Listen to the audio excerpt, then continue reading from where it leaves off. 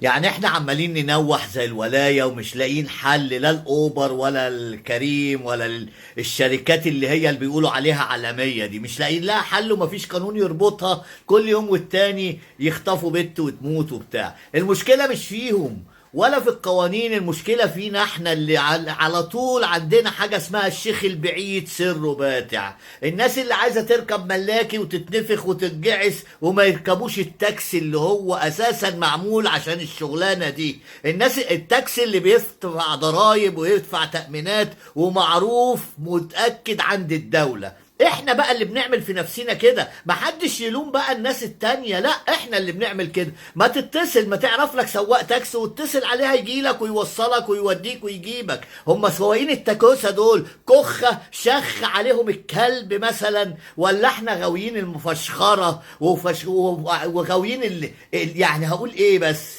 غاويين كل حاجة. الشيخ البعيد سره باتع كده عندنا خلاص. ما كانش حاجة من الغرب ما تسرش القلب يا بني آدمين. اتقوا الله فينا يا أخي. ابدأ بنفسك انت وهو وهي.